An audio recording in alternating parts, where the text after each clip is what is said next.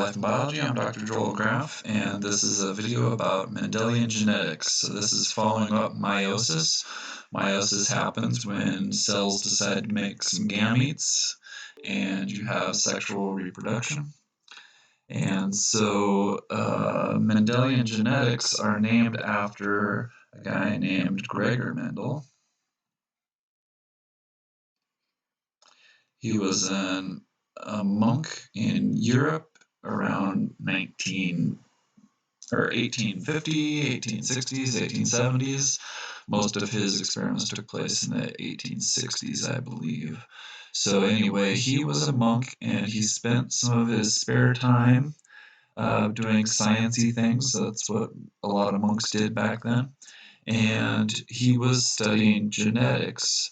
And he was trying to understand traits that are passed from one generation to the next, and his plant of choice, or his organism of choice, was a pea plant, and we'll come back to that at the end. But just jumping back into a quick reminder of meiosis. If you have a parental organism that is 2N, and that means that the parent would have two chromosomes. Here I've drawn a black one and a red one. The parent has parents, and this parent's chromosomes, this one could have come from the dad, and this one could have come from the mom. There's going to be genes located all up and down the chromosome. Here we're only going to worry about one specific place in the chromosome. If you talk about one specific place in the chromosome, it's called the loci. But anyway, this is the loci where the gene A sits. And here on the black chromosome, we had the A gene, and it was a capital A. And on the red chromosome, we had an A gene, but it was a lowercase a.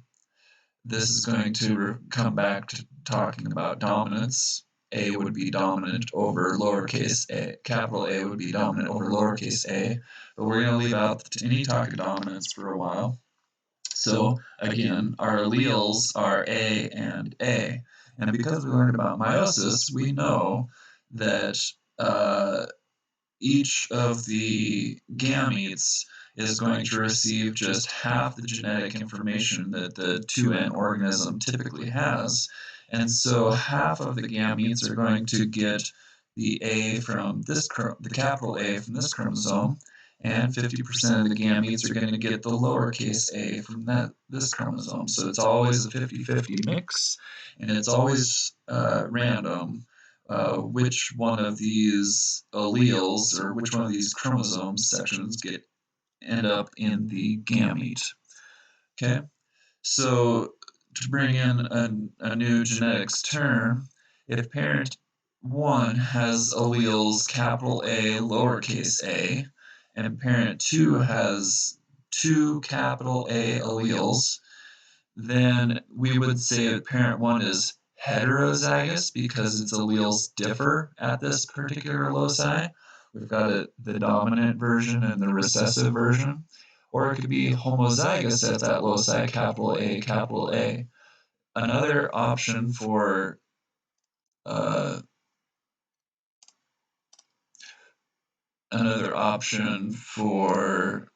homozygous would be lowercase a, but that's not what we have here. Anyway, we've got the capital A, lowercase a for our heterozygous, and then capital A for the homozygous. So then, as you would expect, 50% of the gametes from parent 1 are going to get the capital A, and 50% of the gametes from parent 1 are going to get the lowercase a. And in parent 2, 50% of the A's are going to come from this chromosome, and 50% are going to come from this chromosome. But because it's homozygous, it's 100% are going to be capital A version of that gene, or allele of that gene in the gametes. So if we want to think about, I keep calling these parents, which means we got to get to the topic of offspring at some point. And if we want to know what kind of genotypes the parents have, or what kind of genotypes the offspring might have, uh, we're going to use a tool called a Punnett Square to figure this out. So I've got parent 1 on this axis of my Punnett Square. I've got parent 2 on this axis. Parent 1 can, let me grab a new color. Parent 1 can provide either the A here, or the capital A there, or the lowercase a. It's a 50-50 mix, so I've drawn a line axis, and about 50% of the way I've drawn a line through it like that. This second parent, parent 2, could give a gamete that A, or it could give a gamete that A. Now we know that the gamete from parent 1 is going to fuse with the gamete from parent 2, and so this particular organism, or this particular offspring, would get a capital A from parent 2 and a capital A from parent 1. This one, same thing. We get a capital A from that parent and a capital A from that parent. So 25% of the offspring would be capital A, capital A. Another 25% would be capital A, capital A. Then we've got 25% will be capital A, lowercase a, capital A, lowercase a. So we've got a 50-50 mix. So we've got, for the offspring, we are going to have 50% capital A, and 50% capital A, lowercase a. Let's try a few more variations of that. So this time we've got two heterozygous parents. So let's go ahead and fill in a Punnett square from that. Capital A, capital A, capital A from this parent, lowercase a from this parent. This gamete, out of convention, we'll always put the capital A first and then the lowercase a next, and then we've got a lowercase a and lowercase a. So in this case, the genotypes that we have are 25% are going to be capital A, capital A. Two of the boxes show the capital A, lowercase a, so that's 50 or 25% for each, so that adds up to 50% are going to be heterozygous. And then we've got only one of the boxes, so 1 out of 4, 25%, are going to be lowercase a, lowercase a. All right, that was easy enough. Now we're going to move on to true breeding parents. So in this case, both parents are homozygous and have the same trait. So if you have two parents that are homozygous and have the same trait, this is a pretty easy Punnett square to fill in because it's nothing but capital A's the whole way through. So all 4 boxes are capital A's, so we've got 100% capital A, capital A. Yeah.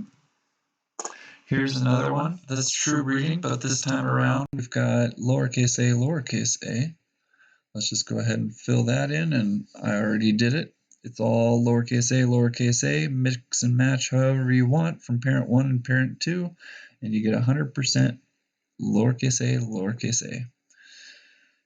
So then we have parents. Here's another possibility, is to have a true breeding parent which has a capital A, and another true breeding parent, lowercase a, and this is actually what Mendel started his experiments with. He crossed true breeding plants. This plant and all of its offspring would always give 2 A's. This plant and all of its offspring would always give 2 A's if they are matched with each other. What happens if you cross those two different things? The parents here is going to be called P for parental, and the offspring we're going to call F1 for familial 1. But let's go ahead and fill out our Punnett Square. Capital A, lowercase a, capital A, lowercase a, capital A, lowercase a, capital A, lowercase a. Okay, so in this case, when you have two true breeding parents, you have 100% of the offspring are going to be heterozygous, capital A, lowercase a.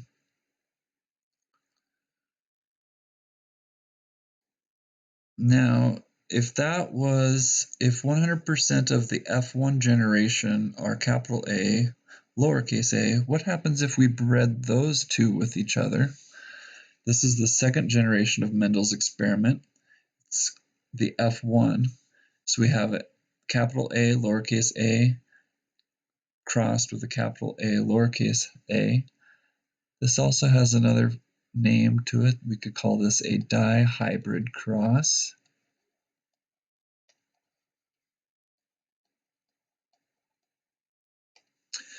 So let's just fill in our Punnett Square, A and capital A, capital A, capital A, lowercase a,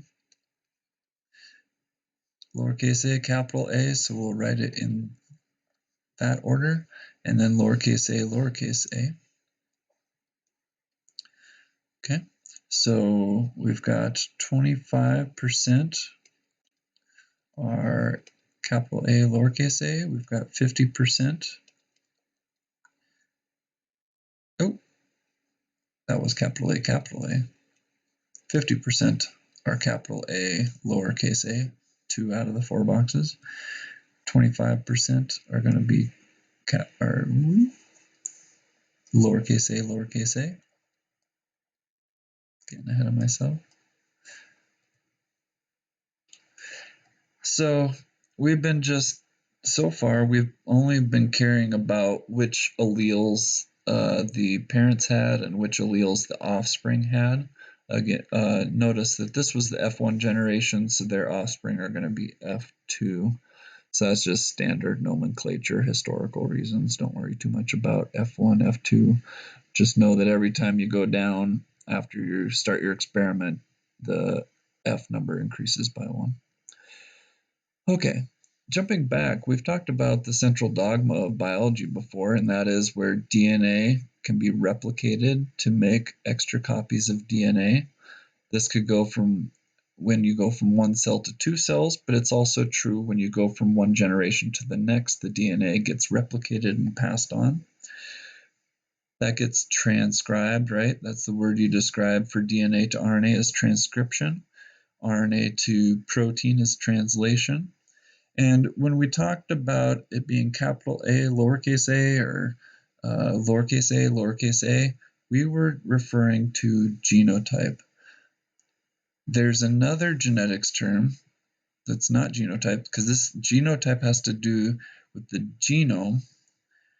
Phenotype has to do with what trait you would expect to see based on the genotype. So whatever genotype you have is going to inform whatever phenotype you have, and that's because the genotype is what's going to be made into things like protein that would give you a phenotype. I have a dotted line here going to the RNA just to show that in the human genome, we've got 20,000 genes that encode proteins, but there's quite a few genes that encode just RNA alone.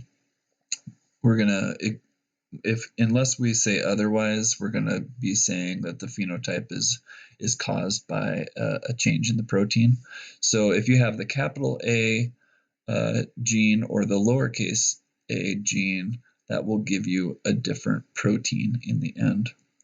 Okay, and so if our genotype was capital A, the phenotype is going to be dominant because the capital A represents dominant. An example of this from Mendel's experiments was purple flowers.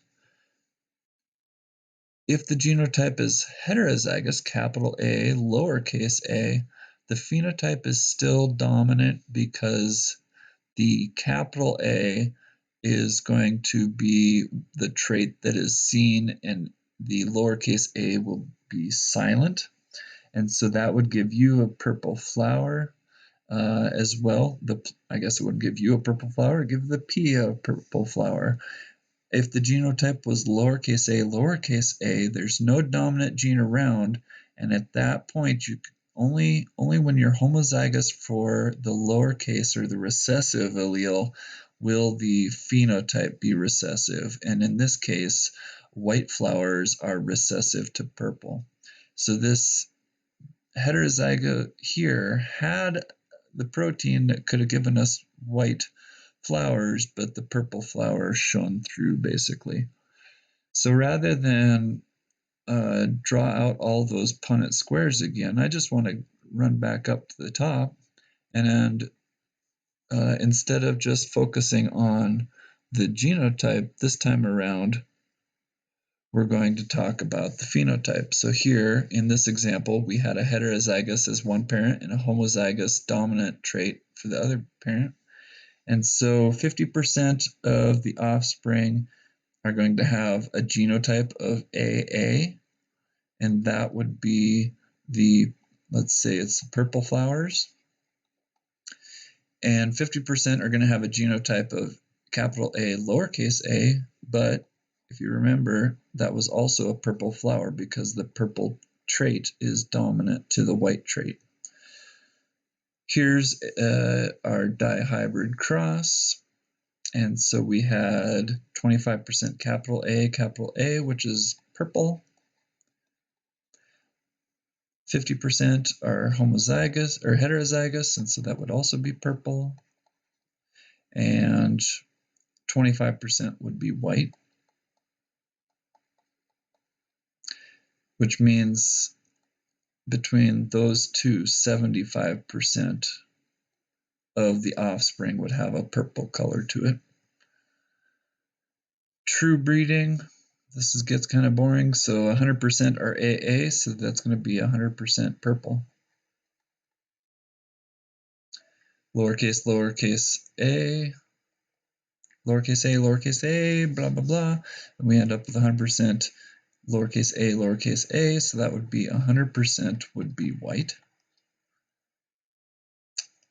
Now we're doing our Mendel experiment where we start out with a true breeding parent that's purple and a true breeding parent that's white. So no matter how many times you mix and match or inbreed those plants with each other, these ones will always be purple, these ones will always be white. If you take those and cross them with each other, one parent will always give a capital A, the other parent will always give a lowercase a, so we have 100% of our offspring with capital A, lowercase a, they're heterozygous, and so that generation would be purple. So if you cross a purebred white and a purebred true breeding purple with a true breeding white, that first generation, everything's going to be purple, so white disappears as far as the appearance of the plants go, but we know that they are all what are known as carriers. So they show purple, but they're carriers of that recessive allele.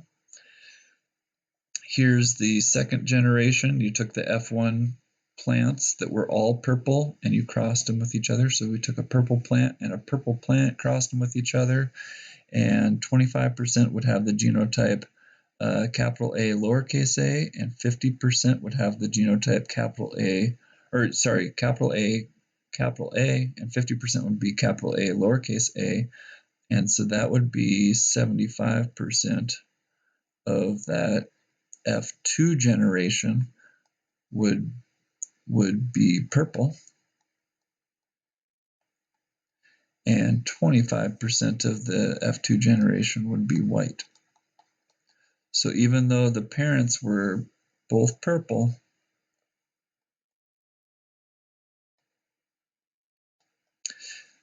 "50% of the time this parent would give a white allele, and 50% of the time this parent would give a white allele. 50% times 50% is 25%. Okay, and we're back to the central dogma. So that is Mendelian genetics in a nutshell.